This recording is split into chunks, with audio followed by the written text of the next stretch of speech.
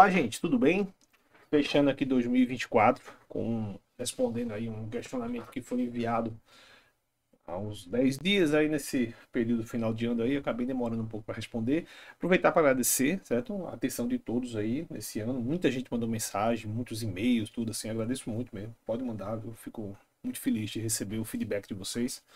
Então, vou responder aqui um questionamento que foi enviado há uns 10 dias atrás por um dos estudantes sobre o seguinte, sobre o fato de usar loops reais ou loops inteiros na computação científica, né? Então, assim, muitas vezes que eu vou construir o programa, muitas vezes é um programa mais pedagógico aqui, né? Mais para ensinar vocês a técnica, eu até uso loops reais, né?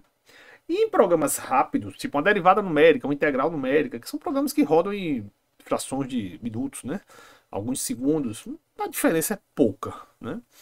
Agora, se você vai fazer uma computação científica que envolve um Monte Carlo, uma dinâmica molecular, que envolve uma resolução numérica de equações diferenciais no geral, o Range-Coulter, a método de Adams, método de Taylor, e você vai para integrações longas, como acontece muito nos meus trabalhos de mestrado e doutorado, muitas vezes usar o loop real tem um certo prejuízo, gente. Pequeno prejuízo, mas tem, certo? Então, assim, eu recomendo tentar usar, quando possível, o loop inteiro. Vou mostrar para vocês a diferença, uma diferençazinha aqui. Só um exemplo, né? Eu fiz um programinha aqui, onde eu vou fazer um número de interações bem grandão aqui. Daqui estou botando 100 milhões. Tá vendo? E aí eu vou fazer esse número de interações de duas formas. Eu vou fazer usando o loop inteiro e usando o loop real, tá bom? Então vamos lá, loop inteiro. Então tá aqui, o loop inteiro é simples, né? Eu faço um loop de um contador i de 1 até n, né?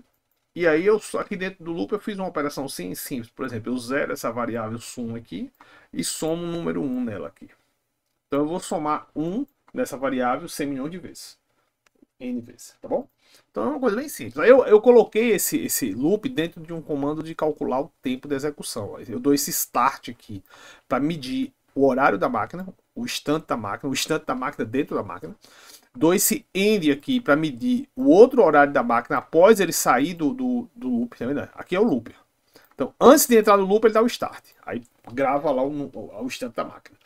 Quando ele termina o loop, ele dá o end, que ele grava de novo o instante da máquina. Aí ele subtrai um do outro. Sendo que ele subtrai, isso aqui vai dar em unidades de tempo da máquina. Para você, em clock de máquina. Para você transformar esse clock segundo, você tem que dividir isso pela relação clock por segundo. Que é isso aqui. Então, esse comando vai dar o intervalo de tempo que isso daqui levou para acontecer em segundos, tá bom? Pronto, então esse é o loop inteiro. Agora vamos para o loop real, né?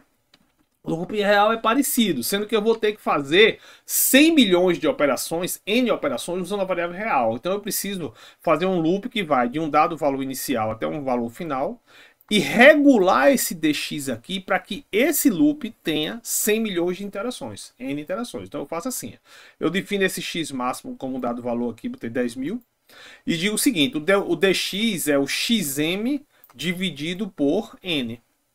Então aí eu vou regular o xm para que esse loop aqui seja um loop, né? Seja loop real com n interações, tá bom?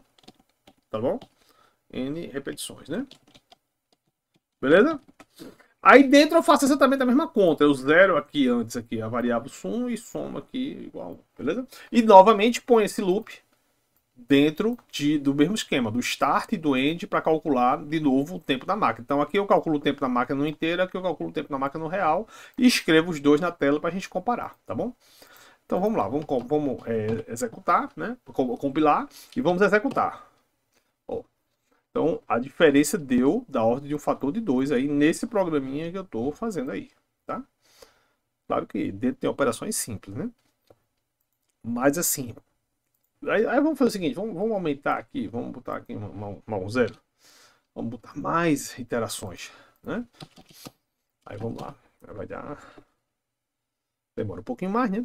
Mas, olha, a diferença de tempo se manteve. O loop inteiro está demorando 0,84 do segundo, ou seja, quase um segundo.